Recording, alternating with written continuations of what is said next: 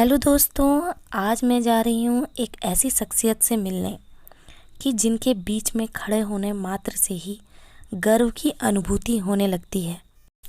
देहरादून से कुछ दूरी पर ही द्वाथरा गांव बसता है, जहां पर रहती है एक ऐसी शख्सियत जिनका नाम है डॉक्टर तुमन सिंह। साहित्य में अतुलनीय योगदान के लिए हमारे भूतपूर्व प्रधानमंत्री अटल बिहारी वाजपेयी द्वारा नाताली पुरस्कार से सम्मानित किया गया है। आज हम उनसे बहुत कुछ सुनेंगे और सीखेंगे भी।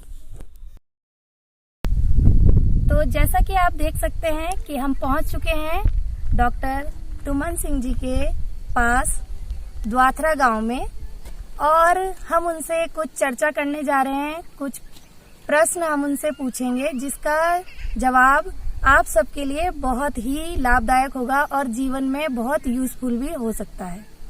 तो सबसे पहला प्रश्न मेरा डॉक्टर साहब से ये है कि इतने बड़े पद को छोड़ देने के बाद, रिटायरमेंट के बाद, उन्होंने गांव का जीवन क्यों चुना, जबकि वो शहर में सुख सुविधापूर्ण जीवन व्यतीत कर सकते थे?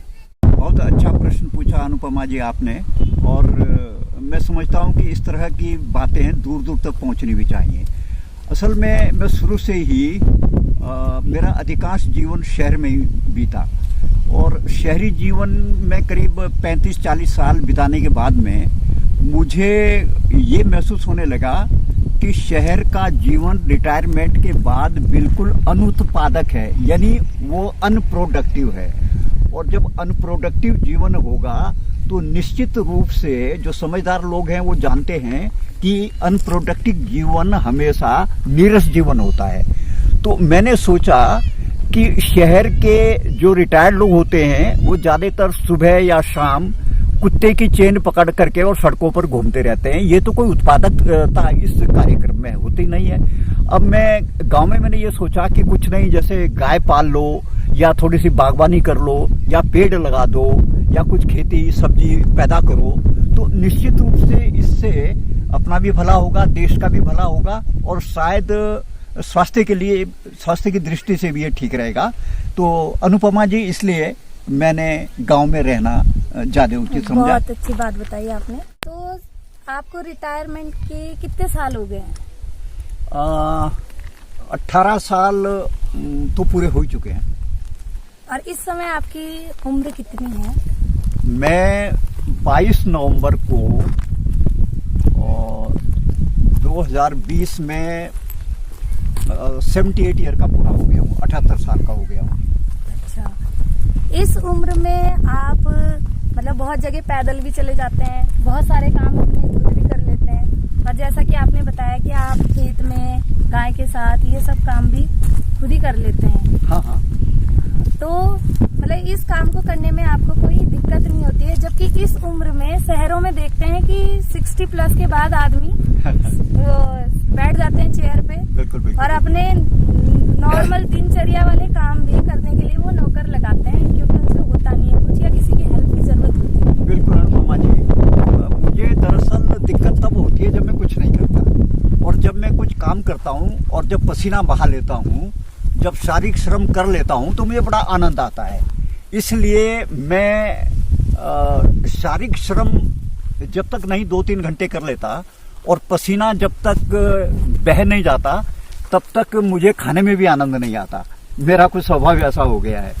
तो अब मैं ऐसा क्यों कर पाता हूँ? शायद ये इसीलिए कर पाता हूँ क्योंकि मैं गांव में हूँ, और अगर मैं शहर में होता तो शायद ये सब कुछ नहीं कर पाता। और इस उम्र तक आते आते कोई ना कोई बीमारी मतलब इंसान को घेर ही लेती है, तो आपके साथ भी ऐसा हुआ है? हाँ, एक बीमारी में मेरी अज्ञानता की वजह से, और एक बीमारी को छुपाने की वजह से मुझे पाइल्स हो गए थे, और पाइल्स भी वो धीरे धीरे ब्लीडिंग पाइल्स हो गए, यानी रक्तस्राव होने लगा, और मैं संकोचवश किसी से बात भी नहीं कर पाता था। और एक बार फिर ये स्थिति हो गई कि ऑपरेशन की बात आ गई, और यहाँ तक ब्लीडिंग होने लगी कि डॉक्टर कहने लगे कि ये कैंसर भी हो सकता है। लेकिन चेकअप किया, सब कुछ जांचें हुई, तो वो तो नहीं था, कैंसर तो नहीं था, लेकिन वो ब्लीडिंग रुकनी थोड़ी दिक्कत हो गई थी, तो ये तो मुझे हुआ, लेकिन इसके ऊपर मैंने नियंत्रण किया। इसका आपने बताया, जैसा मैं जानती हूँ कि इसका जो उपचार घरेलू उपचारों से और आयुर्वेद और इससे आपने इसका उपचार किया, तो इससे आपको फायदा हुआ? हाँ, बिल्कुल यही हुआ। असल में सबसे पहले जब कोई व्यक्ति रोगी होता है या जब किसी को रोग लगता है तो सबसे पहले उसको ये देखना पड़ता है कि ये रोग होता किस कारण से है। तो मैंने थोड़ा सा खोज भी की और खोज करने के बाद में सबसे पहले मैंने वो सूची तैयार की कि ये एक्जेगरेट क्यों हुआ, इसका उग्र रूप क्यों हुआ। तो उन चीज़ों को मैंने सबसे पहले उनको त्यागा और उनको त्यागने के बाद में, और ये तो मैंने सोच लिया था कि ऑपरेशन नहीं कराऊंगा, मैं प्राकृतिक ढंग से ही इसका उपचार करूंगा और मुझे उसमें सफलता मिल गई 100%। जब कोई डॉक्टर किसी रोग को ठीक करता है और उसका बहुत प्रचार प्रसार हो जाता है, सब लोग उसके पास जाते हैं, हाँ, लाइनें लग जाती हैं, लेकिन जब कोई घरेलू उपचारों से अपने उपचार मतलब कोई रोग ठीक कर लेता है, हाँ, तो वो जो है उसका प्रचार प्रसार नहीं हो पाता है। बिल्कुल यही बात है। और जब प्रचार प्रसार नहीं हो पाता तो होता ये है कि घरेलू उपचार का प्रचार प्रसार होता नहीं है और जो डॉक्टर वैद्य टीवी के माध्यम से अपना प्रचार करते हैं वो ज्यादा हो जाता है। तो अगर आप जिस तरह के कार्यक्रम शुरू कर रही हैं, अगर इस तरह के कार्यक्रम यूट्यूब पे या और दूसरे जो सोशल मीडिया है उसके माध्यम से लोगों तक पहुंचे तो लोग उससे लाभ उठा सकते हैं, निश्चित रूप से। यही मैं सोच रही थी कि जब हमारे जो पुराने समय के जो हमारा कल्चर था, हमारे माँ बाप थे, उन लोगों को ये नॉलेज होता था कि क्या हमें खाना चाहिए, ये चीज गर्म है, ये ठंडी है, इसकी प्रकृति वात है, सब चीज हमारे माँ बाप, हमारे दादी दादा को इस चीज का ज्ञान था। हाँ, हाँ। और जो इस समय के माँ बाप है ना, उन्हें ज्ञान है ना, वो बच्चों को ये बता पाते हैं, जिससे बहुत अज्ञानता जो है रह रही है और माँ बाप भी बच्चों को गोली खाना ही सिखाते हैं। एकदम। मुझे याद है कि मेरी माँ जितने ऋतुएं होती थी उन ऋतुओं के अनुसार वो वन में, क्योंकि वन उस समय का जो जीवन होता था वो पशु आधारित था, खेती आधारित था, उनके जो पहाड़ों पर हमारे क्षेत्र के आजू बाजू में जो वनस्पतियां होती थी उनको सबका ज्ञान था कि अब बसंत की ऋतु आ गई है, वो फूल खिलेगा, उस फूल को तोड़ करके लाना। जैसे बुरांस पहाड़ का एक बहुत प्रसिद्ध फूल है, तो बुरांस का फूल है, फिर एक सकनई एक और है, इसका ये करना है, इसकी चटनी बनानी है, इसका रायता खाना है। तो इस तरह की चीजें होती थी। ये एक बांसा, एक यहाँ वनस्पति होती है जहां हम खड़े हैं, इधर बहुत ज्यादा होता था पहले, उसकी सब्जी खानी है, कचनार की सब्जी खानी है, सेमल की सब्जी खानी है। तो हर मौसम जो बदलता था उसी के अनुसार वो सब्जियां भी बनाती थी। और एक कंडारी नाम का एक पहाड़ों पर एक घास होता है, तो सर्दी के दिनों में वो कंडारी का घास जरूर खिलाते थे। और फिर यहाँ के जो व्यंजन होते थे वो भी मौसम के अनुसार ही बनते थे, कब बाड़ी बनना है, कब पिंडोले बनने हैं, कब अस्के बनने हैं, कब चिल्ले बनने हैं, ये सारी बातें जो हमारे माँ बाप को सब आती थी।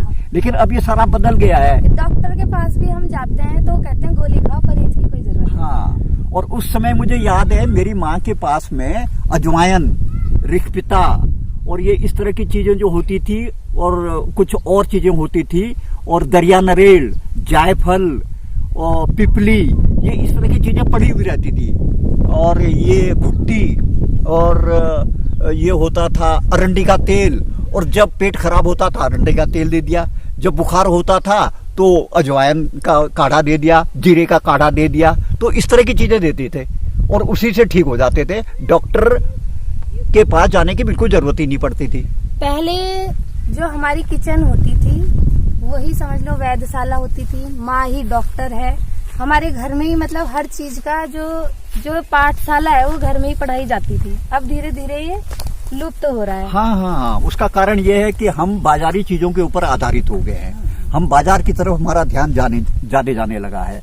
और फिर जो ये मेडिकल प्रोफेशन है इसकी तरफ लोग क्योंकि महंगी पढ़ाई होती है तो लोग ये डॉक्टर या वैद्य ये आकर्षित भी करते हैं अपनी दवाइयों के लिए, और इतना आकर्षित करते हैं कि लोगों को शायद जितना लाभ होना चाहिए उतना नहीं होता। मैं उसका दुष्प्रचार तो नहीं कर रहा हूँ, लेकिन जितना लाभ होना चाहिए था उतना नहीं हो पाता। जितना बढ़ा चढ़ा करके वो उसका प्रचार करते हैं उतना नहीं हो पाता। जैसे कि आपकी जो समस्या थी पाइल्स की, उसके लिए भी लास्ट ऑपरेशन ही उन्होंने बता दिया। बिल्कुल सुझाव यही दिया क्योंकि लास्ट उनके पास यही उपचार था, इसके अलावा नहीं था। और जबकि बिना कहीं जाए आपने घरेलू चीजों से और मैंने कुछ बल्कि अनुपमा जी ने ही मुझे 2 प्राकृतिक पुस्तकों का, प्राकृतिक चिकित्सा की पुस्तकों का हवाला दिया था, और उन्हीं के माध्यम से मैंने ये पुस्तकें मंगाई।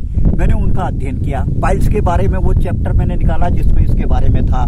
फिर ये सब्जियां नहीं खानी चाहिए, ये चीजें अखाद्य हैं, अल्कोहल का प्रयोग नहीं करना चाहिए, मीट मसाले का प्रयोग नहीं करना चाहिए।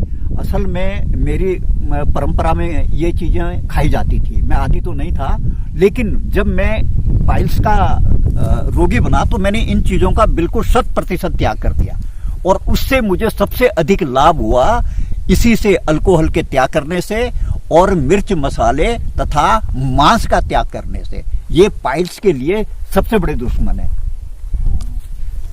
तो मैं सब लोगों को ये बताना चाहती हूँ कि ये सिर्फ ऐसा नहीं है कि जो लोग जानते नहीं है, जानकारी नहीं है, अनपढ़ लोग, जो ऐसे लोग होते हैं वो इन चीजों को करते हैं, बल्कि पढ़े लिखे लोग, जो यहाँ तक कि हमारे देश में तो कम लोग इस बारे में सोचते हैं या करते हैं, बल्कि विदेशों में आजकल इसका ज्यादा प्रचार है। वो दवाइयों का सेवन कम कर रहे हैं, और अब उनका जो खाना है वो खाना अपना शाकाहारी खाना खा रहे हैं, और जितना भी अल्कोहल है उससे दूर है। बल्कि हमारे देश में अब ये ज्यादा बढ़ता जा रहा है। बिल्कुल बिल्कुल, ये दरअसल ये अज्ञानता की वजह से हो रहा है।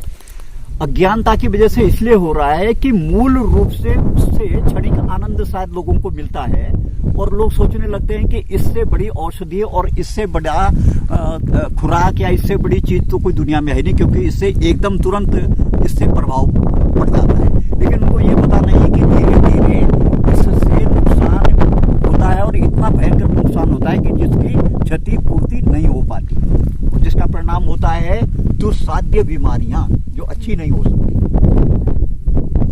तो अब मैं आपसे ये पूछना चाहती हूँ कि आप यहाँ रह रहे हैं, तो आपका जो दैनिक दिनचर्या है, जीवन है, वो कैसे आप करते हैं? अनुपमा जी, ये तो मुझे बहुत ही अच्छा लगा। मैं सोच ही रहा था आप ये प्रश्न क्यों नहीं पूछ रही हैं।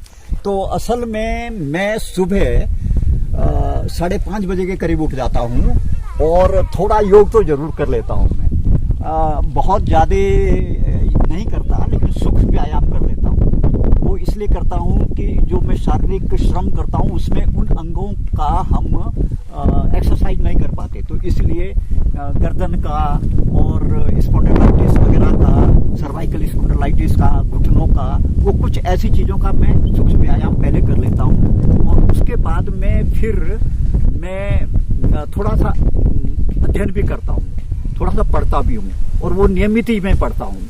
करीब 3, बहुत ज़्यादा नहीं पढ़ता, लेकिन 3-4 पृष्ठ पढ़ लेता हूँ, और उसका फिर मंथन भी करता हूँ। ज़्यादा पढ़ने से कोई लाभ नहीं है, थोड़ा पढ़िए। कभी कभी तो ऐसा होता है कि एक ही लाइन पढ़ करके और मैं दिन भर उस लाइन में ही आनंदित रहता हूँ कि उसमें इतना आनंद आता है। जरूरी नहीं कि आप पूरी पुस्तक एक दिन में पढ़ जाइएगा। तो इस तरह से मैं अपनी दिनचर्या, और फिर नाश्ता करने के बाद में फिर मैं करता हूँ, यानी मैं खेती की तरफ चला जाता हूँ। जो मेरे पेड़ पौधे लगे हुए हैं, जो सब्जियां मैंने उगाई है, उनमें काम करता हूँ। फिर 1 बजे के करीब नहाना धोना, क्योंकि हम ग्रामीण जीवन में जो रहते हैं तो सुबह नहाने से कोई लाभ नहीं है। जब पसीने से लथपथ हो जाते हैं उसके बाद नहाने में आनंद आता है। तो फिर नहाने के बाद में फिर भोजन करता हूँ, और फिर मैं 1-2 घंटे फिर विश्राम करता हूँ, और फिर शाम को 1-2 घंटे फिर पढ़ता हूँ, और फिर टीवी 1-2 घंटे देखता हूँ, और फिर 9-9:30 बजे के लगभग मैं सो जाता हूँ। ये मेरी दिनचर्या है। कि जो लोग 60 साल के बाद समझ लेते हैं कि अब हमारे सारे काम खत्म हो गए हैं, तो उन लोगों के लिए ये एक आदर्श के रूप में है डॉक्टर साहब, कि उन्होंने 60 साल के बाद ही इस पूरे गांव का जो है इतना उत्थान किया है। यहाँ पर नई नई चीजें लेकर आए हैं। ये जिस गांव में हम थे, ये भी इन्होंने ही अपने प्रयासों से बनवाया है। बच्चों के लिए। और यहाँ पर गांव के पास क्योंकि बहुत सुंदर वातावरण है, तो शहर से लोग आकर यहाँ पर बहुत गंदगी भी करते थे, उसके लिए भी इन्होंने बहुत कार्य किया। और यहाँ पर जो देख रहे हैं आप, ये साफ सुथरा इन्हीं की वजह से है। तो ये जो जीवन में हमारा जो हम सोच लेते हैं कि हमारी छुट्टी होगी, ये छुट्टी कभी नहीं होती है। अगर आप प्रयास करते रहें तो आप एक्टिव भी रह सकते हैं और बहुत सारे कार्य हम अपने समाज के लिए भी कर सकते हैं, क्योंकि 60 साल तक हम बच्चों के लिए, अपने घर के लिए कार्य करते हैं। और वो सारी जिम्मेदारियां जब हम पूरी कर लेते हैं तो हमारे पास समाज के लिए कार्य करने के लिए बहुत समय है। बिल्कुल अनुपमा जी, मैं तो बल्कि ये कहूंगा कि मनुष्य का जो असली जीवन शुरू होता है जब 60 साल तक वो लगभग सभी जिम्मेदारियों से मुक्त हो जाता है, तो असली जीवन 60 साल के बाद ही शुरू होता है। और जीवन का आनंद 60 साल के बाद ही है। इससे पहले तो आप संघर्ष में ही रहते हैं। और आदमी अगर प्लानिंग करे तो 60 साल से पहले ही वो अपनी सारी जिम्मेदारियों से बड़े अच्छे ढंग से निवृत्त हो सकता है। ये प्लानिंग करने की जरूरत है, ये थोड़ा सा नियोजन करने की जरूरत है। और फिर 60 साल के बाद में आप समाज के साथ में, समाज के कल्याण के लिए, समाज के हित के लिए बहुत कुछ कर सकते हैं, बहुत कुछ कर सकते हैं। इतना जरूर है कि समाज में ऐसे लोग आपको अधिक मिलेंगे जो आपकी बात को समझने में थोड़ा सा सक्षम नहीं होंगे, लेकिन आप आगे बढ़ते ही रहिएगा तो आपको उससे ऊर्जा मिलती रहेगी और उस ऊर्जा से आप आगे ही बढ़ते रहेंगे और ईश्वर आपकी मदद करता ही रहेगा। मैं आपसे ये जानना चाहूँगी कि जो रिटायरमेंट के बाद आप, मेरे लिए क्या, ये सभी व्यूअर्स के लिए है मेरे, रिटायरमेंट के बाद जीवन कैसे जिए, ये कुछ टिप्स आप उनको दें। और युवाओं के लिए भी कुछ अपने जो 2 विचार आप जरूर रखें। सबसे पहले मैं युवाओं के लिए विचार देना चाहता हूँ। युवाओं से तो मैं बार यही कहूँगा, एक तो मादक द्रव्यों का सेवन करने से युवाओं को हमेशा बचना चाहिए। वो शायद ये सोचते हैं कि हमारे अंदर ये जो शक्ति इस समय है ये कभी क्षीण नहीं होगी, लेकिन उन मादक द्रव्यों का जो प्रयोग करते हैं उससे उनकी शक्ति धीरे धीरे क्षीण होने लगती है। और जब तक वो 40-45 साल तक होते हैं तब तक उनको कोई न कोई बीमारी ग्रसित कर लेती है। इसलिए मेरा युवाओं से ये निवेदन है और मैं उनको ये संदेश देना चाहता हूँ, किसी मादक द्रव्य के सेवन में बिल्कुल न पड़े और अपनी दिनचर्या में शारीरिक श्रम को पूरा महत्व दें और आध्यात्मिक जीवन जीने का प्रयास करें। ये मेरा उनसे निवेदन है। और रिटायरमेंट के बाद, हाँ, और रिटायरमेंट के बाद में जो रिटायर होने के बाद में जो व्यक्ति अपना जीवन जीते हैं, सब लोगों को गांव में रहने की सुविधा नहीं है शायद, तो कुछ लोग गांव में भी रहते हैं, लेकिन फिर भी गांव में अगर नहीं रहते, वो शहरों में रहने के लिए उनकी मजबूरी है, तो वहां पर भी उन्हें किसी न किसी रचनात्मक कार्य के साथ में अपने को संबद्ध कर लेना चाहिए। और यदि वो निठल्ले रहते हैं, अखबार पढ़ा और अखबार पढ़ने के बाद में कुत्ते की जंजीर होने लगे, ये कोई जीवन का बहुत बड़ा एक लक्ष्य नहीं है। कहीं न कहीं आदमी को रचनात्मक कार्य से जुड़ना चाहिए, सामाजिक कार्य से जुड़ना चाहिए, जिससे कि समाज का ये मेरा कहना है। और अपने अनुभव को साझा करना चाहिए युवाओं के साथ में और बाकी लोगों के साथ में। तो जैसा कि आपने देखा और सुना, आपको बहुत सारी चीजें इस वीडियो के माध्यम से सीखने को मिली होंगी और एक नई ऊर्जा, नया प्रोत्साहन 60 क्रॉस करने के बावजूद आपको मिला होगा और आपने बहुत कुछ जाना होगा कि 60 साल के बाद आप क्या क्या कर सकते हैं और अपने स्वास्थ्य को कैसे बनाए रख सकते हैं। तो आगे भी हम डॉक्टर साहब से टच में रहेंगे। तब तक के लिए टेक केयर, बाय बाय।